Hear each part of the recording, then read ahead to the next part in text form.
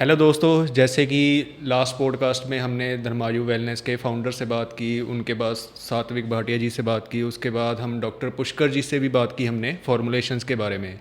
लेकिन एक member own है इनकी फैमिली का, जो आयुर्वेद के साथ ही जुड़ा हुआ है और सबसे छोटी शहजादी है वो, ओके, इस फैमिली की। तो आज हम उनसे बात करेंगे। तो उनका नाम है doctor Shreya Bhatia. Hello ma'am, कैसे हो आप? मैं अच्छी हूँ। आप कैसे हैं? बढ़िया मैम।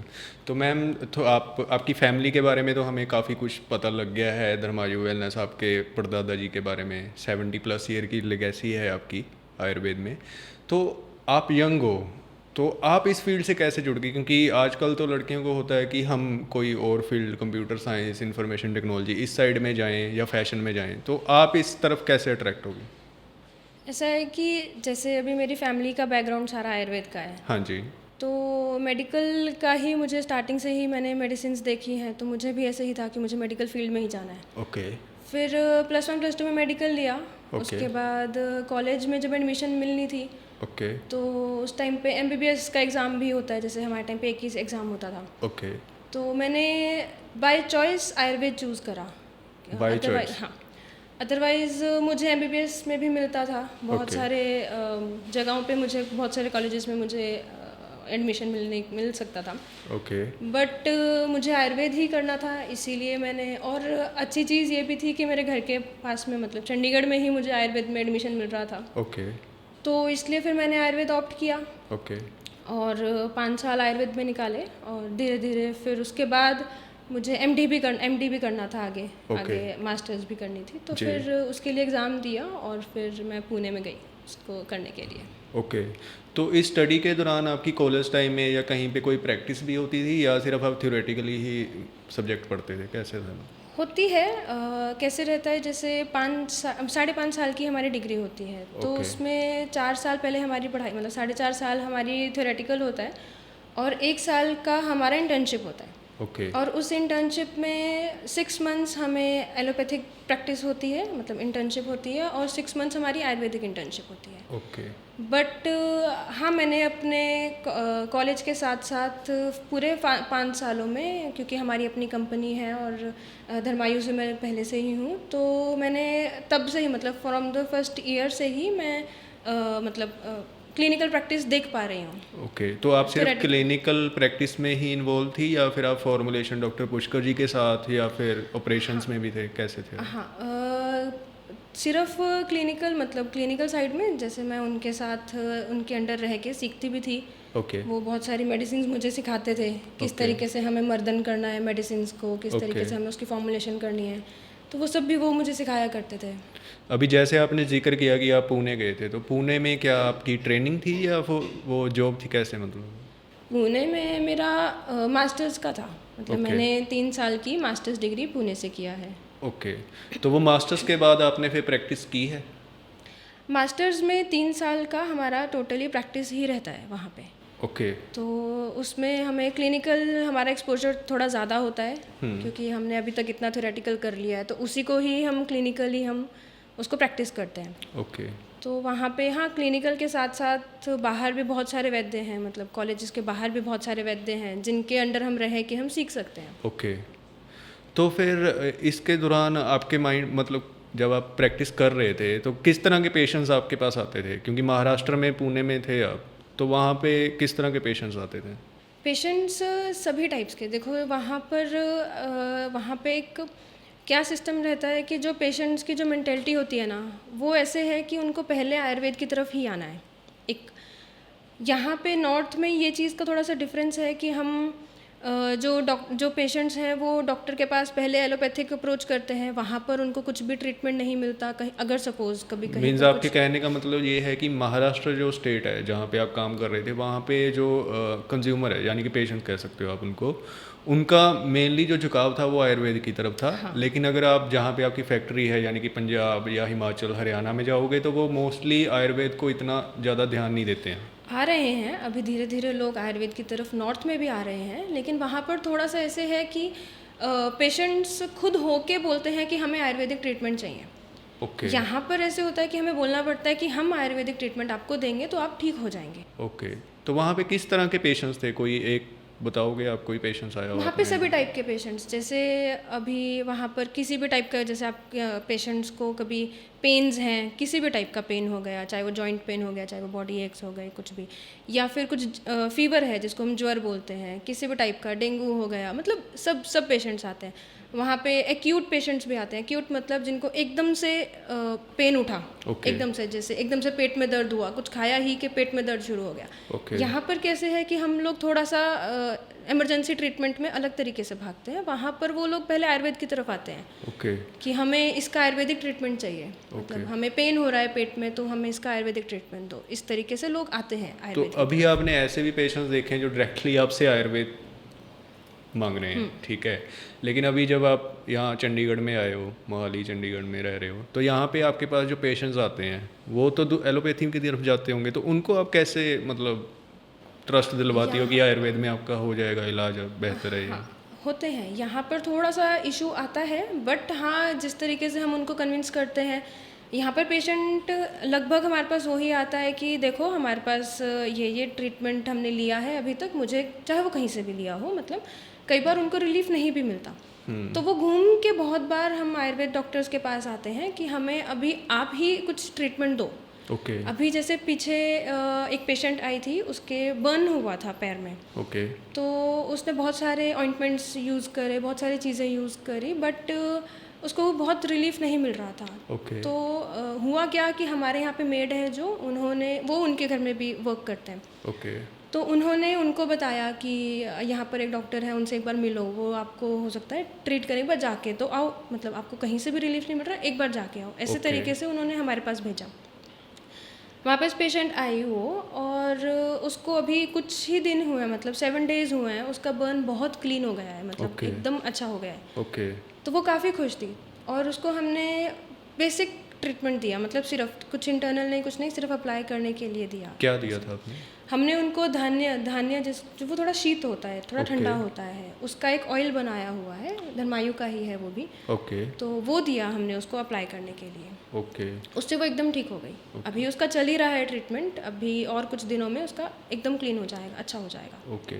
तो मैम इसमें आपको क्या लग रहा है कि महाराष्ट्र में तो पेशेंट खुद बोलते थे, यहाँ पे आपको उनको बताना पड़ता है, तो क्या अवेयरनेस का फ़र्क है या फिर मतलब ये नॉर्थ में ज़्यादा वेस्टर्न की तरफ ज़्यादा अट्रैक्ट हो रहे हैं? हाँ, हो सकता है थोड़ा। वहाँ पर कैसे अभी जो आयुर्वेदिक डॉक्टर्स हैं वो प्रॉपर आयुर्वेदिक ट्रीटमेंट ही करते हैं। ओके। और एक चीज़ क्या है कि हमारा जो प्रॉब्लम आती है वो यहाँ आती है कि हम जो सपोज़ आयुर्वेदिक अगर हमने किसी को समझाना है ना, हाँ जी।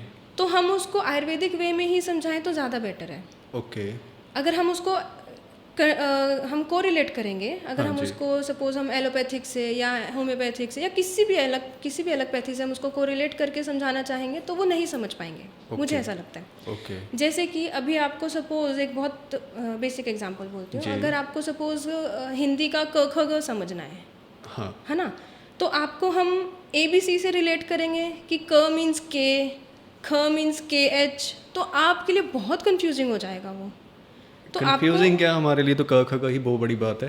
नहीं, मतलब बात ऐसी मतलब है कि पंजाब में एक्चुअली ऐसा है कि हिंदी सुन लेते हैं, समझ लेते हैं, पढ़ लेते हैं, लेकिन क ख ग नहीं आता है हमें। हाँ, ऐसे ही मतलब हम उसको उस तरीके से समझ ही नहीं पाते हैं। लेकिन अगर हमें समझाया ही इस तरीके से जाए कि ये क ख ग ही है और ये ABC है, दोनों को अलग रख के अगर हम, क्योंकि मतलब अगर हम इसको अलग रख के समझाएंगे किसी को तो वो ज़्यादा, और उसको हम अलग रख के ही ट्रीट करेंगे पेशेंट्स को तो वो ज़्यादा इम्पैक्ट करेगी पेशेंट्स पर भी। जी। हम उसको रिलेट करेंगे तो वो मतलब मेरे ख्याल वो शायद उस तरीके से नहीं इफ़ेक्ट करेगी। अभी जैसे आपके पास आप कह रहे हो कि पेशेंट आया था, ठीक है, तो आपने इनको दवाई दी आयुर्वेद का जो भी आपका था, तो इसमें पेशेंट को डाइट भी चेंज करनी पड़ती है या नॉर्मल डाइट से ही वो यूज़ कर सकता है मेडिसिन, कैसे? हाँ, जो पेशेंट अभी जिसकी मैंने बात करी, जो बर्न वाला पेशेंट था, उसके लिए डाइट का इतनी नीड नहीं थी जी। लेकिन हाँ, पेशेंट्स को हमें डाइट भी समझाना होता है, क्योंकि कभी कभी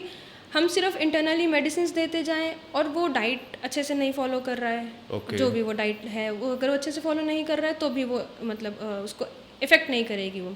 ऐसे ही उसका आहार के साथ साथ हमें दिनचर्या भी, मतलब उसको अगर वो सपोज़ अभी हम जैसे शुगर की बात करते हैं, जो डायबिटीज़ जो अभी बहुत चली डिज़ीज़ है, जी। तो अगर हम उसमें भी अगर हम उनको दवाई के साथ साथ अगर हम उनको लाइफस्टाइल नहीं बताएंगे, क्योंकि ये टोटली लाइफस्टाइल डिसऑर्डर ओके। है ना, तो अगर हम उनको लाइफस्टाइल नहीं बताएंगे, उनको हम डाइट नहीं चेंज करने को बोलेंगे, तो कितनी भी मेडिसिन लेंगे वो ट्रीट नहीं हो पाएगा उस उतने ज़्यादा अच्छे पेस पे जितना हम उसको अगर उसका दिनचर्या और उसका अगर हम आहार विहार दोनों ठीक ठीक करते हैं तो वो अच्छे से ठीक हो पाता है। ओके। तो मैम जैसे आपके पास मेल्स भी आते होंगे, फीमेल्स भी आते होंगे, तो फीमेल्स की जैसे पीकोस के रिलेटेड प्रॉब्लम्स होती है, क्रैम्प्स के रिलेटेड इश्यूज होते हैं काफ़ी ज़्यादा, तो इसका भी आयुर्वेद में कुछ इलाज है, मतलब कैसे करते हैं? हाँ, होता है। हर एक बीमारी का, हर एक चीज़ का आयुर्वेद में इलाज है, लेकिन ओके। हाँ, हम पीसीओडी पीसीओएस को हम आयुर्वेद में कुछ टर्म दें ना दें ये मैटर नहीं करता है। ओके। लेकिन हाँ, इसका इलाज ज़रूर है। हम अब वो पेशेंट पे डिपेंड करता है, पेशेंट जी। की प्रकृति कैसी है, उसका किस तरीके का आहार विहार है, उसका किस तरीके का रहन सहन है, उसके अकॉर्डिंग हम उसको मेडिसिन देते हैं। ओके। एक मेडिसिन हर एक पेशेंट को उसी तरीके से ट्रीट करे ये कंपलसरी नहीं है, ये ज़रूरी भी नहीं है, ऐसा ओके। है। तो अभी आपने प्रकृति की बात की।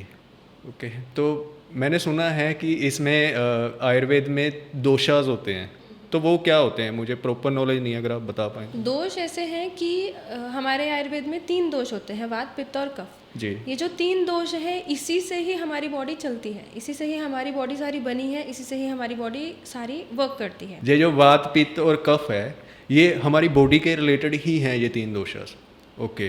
तो ये अगर कोई आपके पास पेशेंट्स आता है, मान लो कोई पीकोस का पेशेंट आ रहा है या बर्निंग वाला जैसे पेशेंट आया आपके पास, तो आप एनालाइज करते हो ये कि हाँ इनकी बॉडी टाइप क्या है, वात पित्त है या कफ है, या फिर वो आप पेशेंट को देख के जज करके क्या प्रॉब्लम है उसके अकॉर्डिंग आप रिएक्ट करते हो, कैसे एक करते हो? बहुत अगर हम मोटे तौर पे बोलें तो जो वो पेशेंट आए थे हमारे पास वो थोड़े से हेल्दी थे ओके।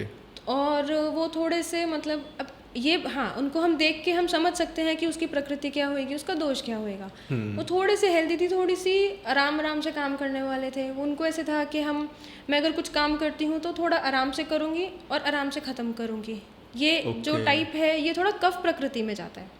ओके। एक होते हैं जो बहुत चंचल होते हैं, जो बहुत हाइपर एक्टिव लोग होते हैं, ओके। वो होते हैं वात प्रकृति वाले। ओके। वो फटाफट से जल्दी से मुझे ये भी दो, मुझे ये भी दो, मैं ये भी खत्म कर दूं, मैं ये भी खत्म कर दूं, वो होते हैं वात प्रकृति के। यानी कि वायु की तरह। वात प्रकृति वाले जिनको हम बोलते हैं। ओके। हाँ, जैसे वायु की जो गति होती है बहुत फास्ट होती Fast. है, उसी तरीके से जो वात प्रकृति वाले जो लोग हैं वो थोड़े से फास्ट होते हैं, वो थोड़े हाइपर एक्टिव होते हैं हर ओके। चीज़ में। ऐसे ही जो पित्त वाले होते हैं वो थोड़े से बैलेंस्ड होते हैं, ओके। उनको सब कुछ परफेक्ट चाहिए। ऐसे समुद्र होता की तरह। हाँ, वो एकदम उनको शांत। एकदम हाँ एकदम शांत वाले जो होते हैं वो कफ में जाते हैं। अच्छा। जो समुद्र वाले जो आप बोल रहे हैं, जो आप शांत प्रकृति के, वो कफ में होते हैं। ओके। पित्त वाले होते हैं वो गुस्सा भी जल्दी कर देंगे अच्छा। और शांत भी हो जाएंगे, लेकिन उनको सब कुछ परफेक्ट चाहिए। मतलब अगर जैसे अब ये चीज़ सही रखी है, ये चीज़ गलत रखी है, इस तरीके के जो लोग होते हैं वो थोड़े पित्त प्रकृति में होते हैं। ओके। मतलब ये जो दोषाज है वो ह्यूमन का नेचर डिफाइन करते हैं। हाँ बिल्कुल। इस तरीके से एक बहुत अच्छी चीज़ भी है अभी जो अगर हम छोटे बच्चे की अगर हम प्रकृति समझ लें हाँ जी। और अगर हम उसी को उसी तरीके से हम उसके फील्ड में डालें, उसको उस तरीके से काम में भेजें, तो वो बहुत अच्छे से एक्सेल करेगा। ये भी एक टाइप है। यानी कि प्रकृति का मतलब ये हो गया कि एक ह्यूमन बॉडी है या उसकी ह्यूमन है, nature उसका कैसी है? नेचर कैसा है, उसकी ओवरऑल वो nature- कैसे रिएक्ट कर रहा है। हाँ, अगर सपोज कोई बहुत जैसे कफ प्रकृति का बच्चा है, अगर जो आराम से काम करना चाहता है जैसे, जी। तो उसको अगर हम ऐसा काम देंगे कि वो बैठ के काम कर ले, जी। उसको हम टाइपिंग का या एक सपोज हम कोई ऐसा जिसमें वो आराम से बैठ के काम करे, वो उसमें ज़्यादा एक्सेल करेगा। एक वात प्रकृति वाले को बोला कि तू टिक के बैठ काम कर, ये काम करके दे मुझे, वो बोलेगा यार हटो, मतलब मैं अपने आप से फटाफट से करके भाग जाएगा। मतलब आलसी को आलसी वाला काम दो, दौड़ने आलसी- वाले को दौड़ने वाला काम दो। ऐसी नहीं बोल सकते, बट हाँ उसको जिस प्रकृति है, जैसी प्रकृति, उस हिसाब से हम उनको काम दें तो वो ज़्यादा एक्सेल करेंगे। काफ़ी इंटरेस्टिंग चीज़ है। और इसके बाद मैं पूछना चाहूँगा, जैसे आपने अभी जिक्र किया कि जो आपके पास पेशेंट आए थे वो काफ़ी हेल्दी थे, ठीक है, तो अभी मार्केट में काफ़ी सारे प्रोडक्ट ऐसे आ रहे हैं जो वेट लॉस के लिए आ रहे हैं, तो उनमें केमिकल्स भी होते हैं फॉर्मुलेशंस में, तो आयुर्वेद में कुछ ऐसा वे है जिससे मतलब सही तरीके से हम वेट को लॉस कर सकें? वेट को लूज़ करना है तो सबसे अच्छा एक तो हमें अपना पहले वेट जो इंक्रीज़ हुआ है वो होता ही हमारा फिर वहीं आ जाता है आहार विहार और दिनचर्या की वजह से। ओके। तो हम उसके लिए हम केमिकल्स लें और फिर वेट रिड्यूस करें, वो एक अच्छा तरीका नहीं है वेट रिड्यूस करने का। ओके उसकी जगह पे हम कुछ एक्सरसाइज कर सकते हैं, कुछ ऐसे प्राणायाम होते हैं, कुछ ऐसे आसन्स होते हैं, कुछ आहार विहार, कुछ खाना इस तरीके का होता है कि वो वेट ना मतलब इससे बेटर है कि आप अपना लाइफस्टाइल चेंज करके वेट बिल्कुल को। हाँ, ज़्यादा बेटर है। ओके। बाकी हाँ, आयुर्वेदिक मेडिसिन हैं जो एक तरह से कैटलिस्ट का काम करेंगी उसमें। जैसे अभी एक वेट लॉस काढ़ा काढ़ा है आपका हाँ प्रोडक्ट है धर्मायु वेलनेस का, तो वो तो हर्ब से ही बना है, हाँ, तो वो तो नेचुरली लाइफस्टाइल में ऐड किया जा सकता है बिल्कुल किया जा सकता है। क्योंकि उसमें कोई केमिकल भी नहीं है, जैसे मैंने पढ़ा है वेबसाइट पे, वही बता रहा हूँ, बाकी आप फैक्ट बताना। हाँ हाँ, ठीक है, तो केमिकल नहीं है तो कोई साइड नहीं, इफेक्ट नहीं है, तो नहीं, हाँ, इन चीज़ों को ऐड कर सकते हैं हम। बिल्कुल कर सकते हैं। ये एक तरह से हमारे लाइफस्टाइल में इन सब चीज़ों में कैटलिस्ट का एक्ट की तरह एक्ट करेगा। ओके। मतलब वो उसको बढ़ावा देगा हमें वेट रिड्यूस करने में जल्दी से। लेकिन मैम इसमें ये होता है कि आजकल तो लोगों को ये है कि मैं जल्दी से जल्दी वेट लॉस कर लूँ, ठीक है, तो इस वजह से वो दूसरे सप्लीमेंट्स की तरफ जाते हैं। ओके, लेकिन अभी आपने महाराष्ट्र में भी पेशेंट्स देखे हैं, इधर भी देख रहे हो, ठीक है, तो आगे से आपको कभी कोई पेशेंट ने क्वेश्चन नहीं पूछा, मतलब महाराष्ट्र वाले तो नहीं पूछेंगे क्योंकि वो तो खुद कर रहे हैं, यहाँ से नहीं पूछा कि आयुर्वेद इतना स्लो क्यों काम कर रहा है, मैं क्यों लूँ इसको, मुझे तो जल्दी चाहिए रिजल्ट? नहीं, ऐसा है कि जो लोग आयुर्वेदिक मेडिसिन लेते हैं उनको ये चीज़ समझ में आती है कि स्लो नहीं है। ओके एक्चुअली आयुर्वेद का कैसे है, वो रूट कॉज पे काम करता है। ओके वो उसके निदान पे काम करता है, वो हुआ क्यों है, कैसे हुआ है, उस चीज़ पे काम करता है। ओके हम ऊपर ऊपर से इसको सिर्फ क्लीन कर दें, झाड़ दें, वो ये इम्पोर्टेंट नहीं है। ओके मतलब हम उसको अंदर से टोटली क्लीन करके ही उसको ट्रीट करते हैं। ओके तो आयुर्वेद को जो लोग लेते हैं वो ये चीज़ समझते हैं कि आयुर्वेद स्लो नहीं है, वो ओके एकदम डीपली रूट पे काम करके एक्ट करता है। ओके। तो तो मैम एक्चुअली ना मैंने, जैसे वुमेंस की प्रॉब्लम्स हैं आपने बताया, पीसीओसी पीसीओडी, तो मतलब पहले मैंने कभी सुनी नहीं थी, अभी जब इस लाइन में आया हूँ, जब पढ़ रहा हूँ, रिसर्च कर रहा हूँ, तो मुझे पता लग रहा है कि ये चीज़ें भी होती हैं।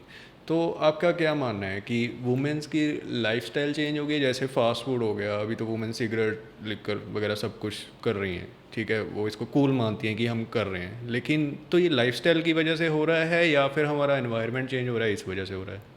ये ज़्यादा तो लाइफस्टाइल की वजह से हो रहा है। स्ट्रेस एक बहुत बड़ा कारण है ओके पीसीओडी पीसीओएस का। खाना पीना हमारा बहुत बड़ा कारण है। ओके फिर एक्सरसाइज ना करना एक बहुत बड़ा कारण है ओके पीसीओडी पीसीओएस के लिए।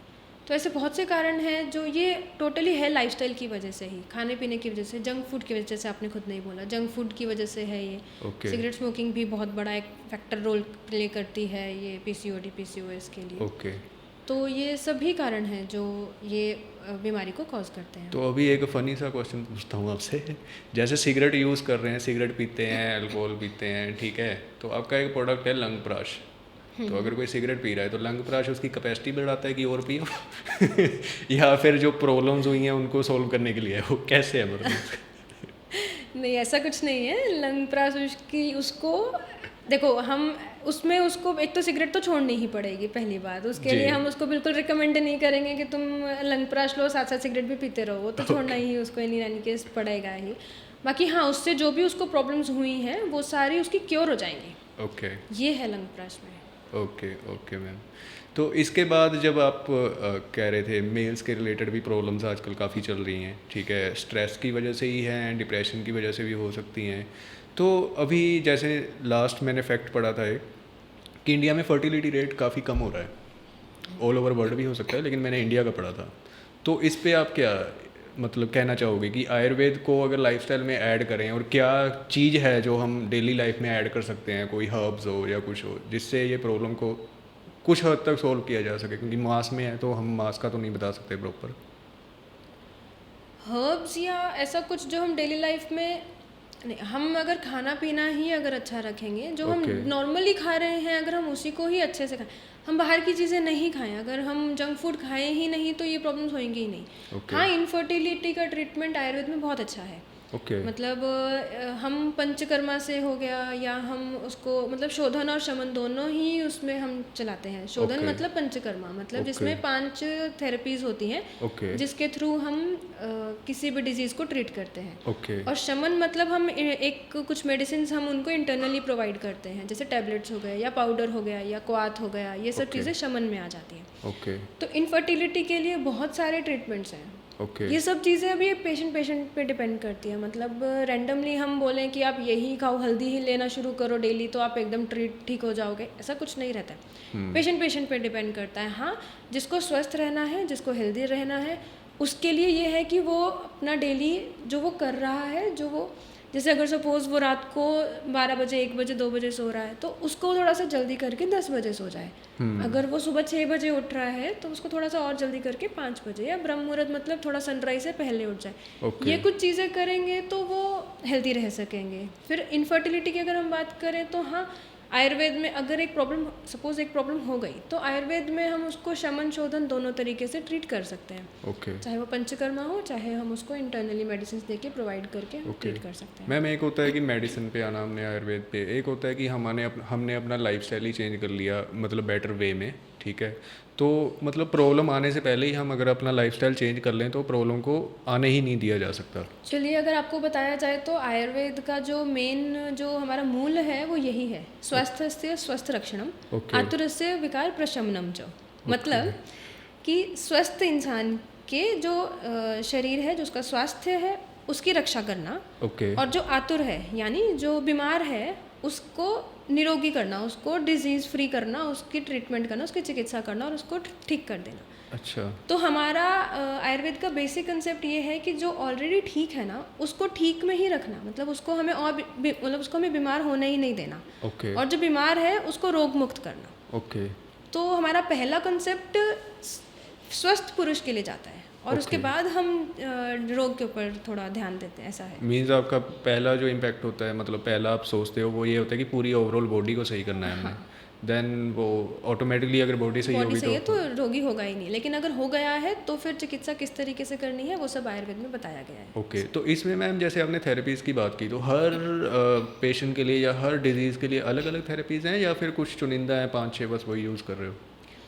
नहीं, हर एक हम देखो बहुत सारे अभी जैसे 5 थेरेपीज़ हैं, वमन, विरेचन, बस्ती, नस्य, रक्त मोक्षण, ठीक है। ये जो 5 थेरेपीज़ हैं इसको हम पेशेंट के अकॉर्डिंग किस पेशेंट को कौन सी नीड है, क्या चीज़ की नीड है, किस तरीके से वो ट्रीट होगा, उसको हम हम देते हैं। जैसे अभी आपको रक्त मोक्षण की बात बोलूँ तो अभी एक लीच थेरेपी बहुत प्रचलित है, बहुत चल रही है। तो लीच थेरेपी हम डायबिटिक वुंड में भी हम लीच थेरेपी करते हैं, ओके ठीक है। हम एलोपेशिया मतलब जिसके बाल एक तरफ से बाल्डनेस हो जाती है, उसमें भी हम हाँ, एलोपेशिया के मैंने सुना है कि वो तो दोबारा आ ही नहीं सकते, कह रहे। ऐसा नहीं है, लीच थेरेपी से वो भी आते हैं, विद कर्म से भी आते हैं, ये रक्त मोक्षण का ही कुछ पार्ट है। अच्छा इनसे भी ये एलोपेशिया जो है ये ट्रीट होता है। एलोपेशिया में कभी कभी ये भी हो सकता है हमें वमन देना पड़े, वो कंसेप्ट है, वो हमें पेशेंट टू पेशेंट डिपेंड करता है। अभी वमन मतलब थेरेपी का नाम है? हाँ, वमन थेरेपी का नाम है। वमन में ऐसा होता है कि हम उनको कुछ टाइम पहले हम मेडिसिन देते हैं, घी पिलाते हैं, और उसके बाद एक दिन हम उनको जितना भी हमारा दोष बॉडी में इकट्ठा हुआ है वो हम बाहर निकलवाते हैं। वो वॉमिटिंग के थ्रू एक्चुअली बेसिकली ये जितने भी दोष हैं हमारी बॉडी में वो बाहर निकलवा देते हैं, ऐसा है। तो अब वो डिपेंड करता है पेशेंट टू पेशेंट कि उसको लीच थेरेपी की नीड है वहाँ पे, या फिर उसको वमन की नीड है, या फिर उसको किस चीज़ की नीड है, वो पेशेंट पे डिपेंड करता है। बट ये नहीं कि हम मतलब हाँ, हम हर एक ट्रीटमेंट को मॉडिफाई कर सकते हैं डिपेंडिंग अपॉन पेशेंट। ओके तो वो सब कुछ उस टाइम पेशेंट के अकॉर्डिंग डिपेंड करता है। Okay okay. तो अभी मार्केट में मैम जैसे आपके भी कुछ प्रोडक्ट्स हैं धर्मायु वेलनेस के, उसमें भी हम शिलाजीत यूज़ कर रहे हैं, मतलब आप यूज़ कर रहे हैं, हम नहीं यूज़ कर रहे हैं, ठीक है। तो उन प्रोडक्ट्स में भी डाला हुआ है, तो उसमें तो डॉक्टर की कोई प्रिस्क्रिप्शन रिक्वायर्ड नहीं होती है, तो मतलब एक क्वांटिटी होती है। जैसे आपने फॉर्मुलेशन में भी काम किया डॉक्टर पुष्कर जी के साथ, तो उन्होंने ये फॉर्मुलेशन बनाई हुई है, तो क्या माइंडसेट होता है कि एक लिमिटेड क्वांटिटी होती है जिसको कंज्यूम किया जा सकता है? जनरली हम एक बात ऐसा बोलते हैं कि घी 1 चम्मच बंदा ले तो ओके है, लेकिन जिसको नीड है वो उसके लिए हम 2 चम्मच 3 चम्मच भी प्रोवाइड कर सकते हैं। तो इस तरीके से रहता है। अब ऐसा नहीं हम एक डिफाइंड डेफिनेट को, हाँ ज़रूर हम जो मेडिसिन में हम जो प्रोडक्ट्स यूज़, जो भी हम हर्ब्स यूज़ करते हैं उसकी एक सिंपल मात्रा होती है जो कि हमारी बुक्स में मेंशन्ड है, हम उसी के अकॉर्डिंग सब कुछ यूज़ करते हैं, ऐसा है। बाकी वो फॉर्मुलेशन और प्रोसीजर पे डिपेंड करता है कि वो कितना इफेक्टिव होगा। ओके, अभी इसके बाद आपका फ्यूचर प्लान्स क्या है? मतलब अभी आगे आप कैसे धर्मायु वेलनेस में ही काम कर रहे हो या फिर आगे कुछ नया भी ला रहे हो आप? धर्मायु वेलनेस से तो मैं कभी हटूंगी नहीं। ओके, ये तो चाहे मैं कहीं पर भी हूँ आगे भी, तो इससे तो कभी मैं हटने नहीं वाली हाँ, हूँ। क्योंकि ये आपका हेरिटेज है तो ये तो हाँ, जुड़ा ही हुआ है आपके और साथ। मुझे पता है कि इसमें जो भी हम चीज़ें यूज़ कर रहे हैं उसमें 1% केमिकल नहीं है, हाँ। चाहे ना ही उसमें हम कुछ ने हमने कोई प्रिजर्वेटिव डाला है ना ही कुछ, तो टोटली हर्ब्स का है। तो ओके। ऐसी एक कंपनी मुझे नहीं लगता मैं कहीं पर भी, चाहे मैं साउथ में जाऊँ चाहे मैं कहीं पर भी जाऊँ, मैंने शायद ऐसी कोई कंपनी नहीं देखी होगी जहाँ पे सिर्फ हर्ब्स से हम मेडिसिन बना रहे हैं, जहाँ पे हम कोई भी प्रिजर्वेटिव नहीं यूज़ करते। हमारे प्रिजर्वेटिव्स भी रहते हैं तो वो नेचुरल ही रहते हैं, वो क्या Okay. होते हैं वो हम आपको किसी और दिन कभी और बताएंगे। बट जो भी हमारे प्रिजर्वेटिव्स भी हैं वो टोटली नेचुरल, एज इन जैसे अभी आपको एक छोटा एग्जांपल दिया जाए तो हम अचार में हम सॉल्ट डालते हैं, नमक डालते हैं, वो एक जी। तरह से प्रिजर्वेटिव का काम करता है। ओके। इसी तरीके से अभी सॉल्ट जो है वो केमिकल नहीं है, ओके। तो ऐसे ही हमारी जो मेडिसिन हैं उसमें नेचुरल प्रिजर्वेटिव्स होते हैं ओके। जो कि केमिकल्स नहीं होते। केमिकल क्या होता है, एक प्लांट में से निकाला हुआ एक कंपाउंड होता है, वो Extract. केमिकल होता है। तो हम केमिकल नहीं यूज़ करते, हम प्रॉपर वो पूरा का पूरा प्लांट ही यूज़ करते हैं इस तरीके से। ओके। तो इसीलिए मैं कभी धर्मायु वेलनेस से तो कभी हटूंगी ही नहीं। एक बाकी हाँ, आगे मैं जहाँ पर भी होंगी वहाँ पर मैं आयुर्वेद को ही आगे लेके जाऊँगी, चाहे मैं यहाँ पर हूँ चाहे मैं कहीं पर भी हूँ, मैं आयुर्वेद से ही पेशेंट्स को ट्रीट करना चाहूँगी और आयुर्वेद से ही उनको उसी के थ्रू ही मैं उनकी दिनचर्या और उनका इस तरीके से थोड़ा बताना चाहूँगी उनको। जैसे patients हमने को। आपके फादर साहब से भी बात की, भाई से बात की, चाचा जी से बात की, तो सब एक तरह से आयुर्वेद की तरफ समर्पित हैं। तो आप इस यंग एज में भी आयुर्वेद की तरफ इतना समर्पित हैं तो ये भी काफ़ी अच्छी बात है। बल्कि लड़कियों को आना चाहिए आयुर्वेद को प्रमोट करने के लिए। तो मैम एक चीज़ और बताओ मुझे कि जब आप पेशेंट्स के साथ बात करते थे, आपने प्रैक्टिस की जब, ठीक है, तो वहाँ पे कई बार ऐसे माइंड में आया कि अच्छा इसकी दवाई अभी बनी नहीं है आयुर्वेदा में, इस पे काम करना चाहिए, और आपने पुष्कर जी को उसका सजेशन दिया हो? हाँ, बहुत से पेशेंट्स ऐसे आते हैं जब मैं ऐसे होती हूँ कि यार इस केस में हमें कुछ डिफरेंट तरीके से काम करना चाहिए, तो आते हैं ऐसे। एक पीछे एक पेशेंट भी आए थे, तो मैंने उनके रिगार्डिंग सीधा चाचू को कॉल किया ओके। कि ये पेशेंट है, इसके लिए आप मुझे अपने अभी कुछ एक फॉर्मुलेशंस जो बनी हुई हैं उनको छोड़कर मुझे एक एकल द्रव्य, मतलब सिंगल हर्ब्स के साथ आप मुझे एक मेडिसिन बना के दो और मैं उनको वो प्रोवाइड करूँगी, वैसा भी करते हैं। ओके, तो उसका तो रिस्पॉन्स कैसा आता था आगे पेशेंट से? बहुत अच्छा आता है, क्योंकि वो कैसे रहता है कि हमने वो इंडिविजुअलाइज्ड तरीके से हमने वो मेडिसिन फॉर्म करी है, तो वो एक बेटर रहता है। हम अगर एक इंडिविजुअलाइज्ड हम एक तरीके से अगर हम उनको मेडिसिन प्रोवाइड करें तो उनको थोड़ा बेटर रिजल्ट ज़रूर मिलता है। मतलब कहने का मतलब ये है कि अगर आपके पास पेशेंट आया कोई, उसकी कंडीशन क्या है, उसको कंपाउंड चाहिए या उसको अकेला अकेला चाहिए, वो एज अ डॉक्टर आप जज कर सकते हो। तो आप उसके अकॉर्डिंग भी रिएक्ट करते हो जब रिक्वायर्ड होता है। ये नहीं है कि आपका जो प्रोडक्ट है आपने वही दे दिया उसको। बिल्कुल, हम उनको उसके अकॉर्डिंग ही प्रोवाइड करते हैं और उसमें से हमें जो प्रोडक्ट में हमें लग रहा है कि ये चीज़ इसको ज़्यादा बेनिफिट करेगी तो हम वो प्रोडक्ट तभी उसको प्रोवाइड करते हैं। अदरवाइज़ हमारी अपनी मतलब मैन्युफैक्चरिंग है, तो हम किसी भी टाइप की मेडिसिन को मैन्युफैक्चर करने में हमें कोई इशू ही नहीं आता। तो चाहे वो एक पेशेंट के लिए मैन्युफैक्चर करना हो, चाहे हमें पूरे सब लोगों के लिए मैन्युफैक्चर करना ये हो, तो अच्छी बात है मैम। जैसे कोई भी पेशेंट अगर किसी डॉक्टर के पास जाता है तो वो ये सोचता है कि मेरे पास जो प्रोडक्ट पड़ा है वही दे दें, लेकिन आप सजेस्ट करती हो कि नहीं, अगर इसको सिर्फ यही हर्ब से बेनिफिट होगा तो हम यही हर्ब इसको प्रोवाइड करें। वो कंडीशन पे डिपेंड वो है कंडीशन मतलब। कंडीशन पर डिपेंड करता है। भाई हमारे पास सारे द्रव्य अवेलेबल रहते हैं, हमारे पास सारे हर्ब्स अवेलेबल रहती हैं, ओके। तो इंडिविजुअलाइज्ड हमें उस पेशेंट के अकॉर्डिंग अगर हमें नीड होती है तो हम वो भी उसको उसी टाइम पे बना के हम वो भी प्रोवाइड कर देते हैं। ओके, कुछ आप बताना चाहोगी अगर डेली लाइफ में गर्ल्स हों या फिर कोई भी हो, कुछ ऐड करना चाहें अपने आयुर्वेदिक दिनचर्या में? जैसे आपने बताया कि लाइफ स्टाइल ही चेंज करना चाहिए, आपको हेल्दी खाना चाहिए, लेकिन फिर भी ना जैसे एनर्जी ड्रिंक्स आ रही हैं आजकल, तो स्टूडेंट मतलब एग्ज़ाम देने से पहले ही एनर्जी ड्रिंक ले लेते हैं, उसमें काफ़ी केमिकल्स भी होते हैं, कैफीन वगैरह होता है, तो इस पे आप क्या कहना चाहोगी? कुछ बताना चाहोगे आप? दो अलग अलग सवाल अभी आपने मुझसे पूछे। एक तो ये कि आप मैं कुछ दिनचर्या के रिगार्डिंग कुछ उनको बताऊं, तो हाँ हाँ जी। मैं ज़रूर बताना चाहूँगी दिनचर्या के रिगार्डिंग। एक तो बेसिक हम अगर इतना भी करें कि हम जब नहाने जाते हैं तो उससे एक बार पहले हमने पूरे शरीर में ऑयलिंग कर ली, तो वो एक बहुत बेसिक चीज़ है, बट बहुत यूज़फुल चीज़ है और बहुत एक्चुअली नीड भी है अभी इस टाइम जैसे पे पहलवान नेसेसरी। मालिश करते हैं वैसे? पूरे शरीर पर मालिश करना और उसके बाद हल्के गर्म पानी से नहा लो, तो वो एक तरह से पंचकर्मा का जो पूर्व रूप है जिसको हम स्नेहन स्वेदन बोलते हैं, वो हमारा घर पर ही हो जाएगा। बहुत बेसिक है। ओके। तो ऑयलिंग किया हमारे पूरे शरीर पे और उसके बाद ऊपर से गर्म पानी से नहा लिया, तो वो एक बहुत अच्छी चीज़ है जिसको हर इंसान को करना ही चाहिए। ओके। दूसरा ये कि अगर हम जितने हमारे पोर्स हैं, जैसे हमारा नोज़ है, हाँ जी। नोज़ में अगर हम ऑयल डालेंगे, चाहे हम वो 1 चम्मच घी डाल लें, मतलब कुछ ड्रॉप्स 2 से 3 ड्रॉप्स हमने घी डाल दिया दोनों नॉस्ट्रल्स में, जी। तो वो एक बहुत अच्छा मतलब बहुत ही यूज़फुल चीज़ है अगर हम उसको डेली लाइफ में करते हैं तो। ओके। ऐसे ही हम कुछ अगर सोने से पहले पैरों में अभ्यंग करें, अभ्यंग मतलब अभ्यंग पैरों के जो सोल है, जो तलवे हैं, अगर हम उसके ऊपर मसाज मालिश। करें ऑयल से, ओके। तो उससे जितने भी पॉइंट्स हैं हमारे जो हैं वो दबते हैं, उससे जितने मतलब बहुत बेनिफिशियल है ये अगर हम उसको ये सब चीज़ें करते हैं तो। कुछ कान में तेल डालें, तो ये सब चीज़ें हैं जो हम डेली बेसिस पे कर सकते हैं। ये एक दिन में समझ में नहीं आएगा इसका रिज़ल्ट, लेकिन हाँ आने कुछ टाइम में एक महीने तक कंटिन्यूसली अगर हम इसको करते रहेंगे तो इसका रिज़ल्ट ज़रूर दिखाई देता है। तो मैम जैसे अब तो इंडिया पूरा वेस्टर्न की तरफ जा रहा है ठीक है।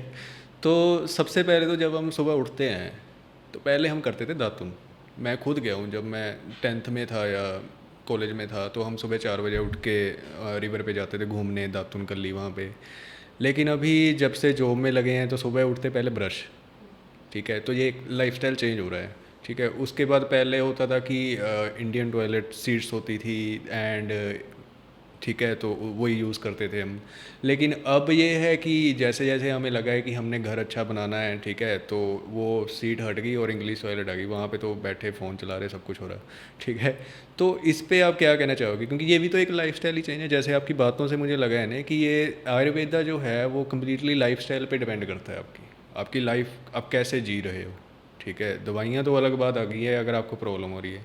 तो ये लाइफस्टाइल चेंज आप कैसे देखते हो? क्योंकि इंडिया में तो ये चीज़ें नहीं थी, पहले तो नहीं थी ये, तो ये अचानक से वेस्टर्नाइजेशन हो रहा है, तो उस पर क्या आपने कहोगे? बहुत एक अच्छा सवाल पूछा है। इसमें ऐसा है कि पहले जब हम इंडियन टॉयलेट सीट पे जब बैठा करते थे जो लोग, तो उसमें एक एंगल बनता है। हाँ जी। वो जो एंगल है वो एंगल हेल्प करता है मोशन को इजीली फ्लो आउट करने में। ओके। अगर हम जो वेस्टर्नाइज जो सीट्स रहती हैं, अगर हम उस पर बैठते हैं तो वो एंगल नहीं बनता। उसी एंगल को हम मल्लासन बोलते हैं या उकड़ू आसन भी बोलते हैं। ओके। उसको अभी जैसे बहुत सारे कॉन्स्टिपेशन के जो पेशेंट्स हैं हाँ जी। उनको हम बोलते हैं कि तुम मल्लासन में बैठो ओके। कुछ टाइम। उठने के बाद अगर तुम्हें नहीं हो रहा है, अगर मोशन क्लियर नहीं हो रहा है, तो मल्लासन में बैठ जाओ। ओके। वो फिर वही अभी पेशेंट पे डिपेंड करता है। बाकी हाँ, उससे क्या होता है कि उसका जो मतलब मोशन है वो इजीली फ्लो आउट होता है, वो बाहर अच्छे से जाता है। ओके। तो ये एक अच्छा कॉन्सेप्ट था जो कि अभी हम कन्वर्ट हो रहे हैं वेस्टर्न में, तो वो एक थोड़ा सा अभी गलत चीज़ है। इसको अगर हम वापस से अगर हम इंडियन सीट्स पर आएंगे तो जितने भी ये प्रॉब्लम्स हैं ये नहीं होंगी। ओके। कॉन्स्टिपेशन और जैसी। दूसरा मैम वो ब्रश और दातुन, पहले हम दातुन यूज़ करते थे तो अभी दातुन की जगह ब्रश ने ले ली है। हाँ, बहुत से लोग अभी ऐसे भी हैं जो मतलब उसी वुड का, जिन वुड का हम दातुन किया करते थे, उसी वुड का ही ब्रश बना रहे हैं अभी आजकल। ऐसी भी कंपनीज आई हैं, तो वो भी एक अच्छी चीज़ है, वो भी हम कर सकते हैं। मतलब मैम आपके कहने का मतलब ये है कि जैसे जैसे हम ग्रो कर रहे हैं, या जिसको हम बोलते तो हैं कि हम एडवांस हो रहे हैं, हम टेक्नोलॉजी की तरफ जा रहे हैं, लेकिन जो एक्चुअल में हेल्दी चीज़ें थी, जो हम पहले इंडिया की संस्कृति थी, जो समाज में था, उन सबको छोड़ के हम एडवांस भी हो रहे हैं, बीमारियों की तरफ भी जा रहे ज़्यादा हैं, बढ़ रहे हैं। हाँ, ठीक है। तो इसी तरह से हमें आयुर्वेद को दोबारा अपनी लाइफस्टाइल में लाने की ज़रूरत है अगर बहुत आप ज़्यादा। हेल्दी भी रहना चाहते हो, ठीक है। क्योंकि हेल्थ ही वेल्थ है। जितना मर्जी एडवांस हो जाओ, जब तक हेल्थ नहीं है तो क्या कर लोगे? कुछ भी नहीं है, ठीक है। तो मैम काफ़ी अच्छा था आपके साथ पॉडकास्ट। तो अभी मैम फिर इसके बाद आप दरमाजू के साथ ही हो? हाँ। ठीक है, चलो ठीक है ma'am, okay, thank you. Next time ज़रूर मिलेंगे आपसे दोबारा, और थैंक यू। Thank you.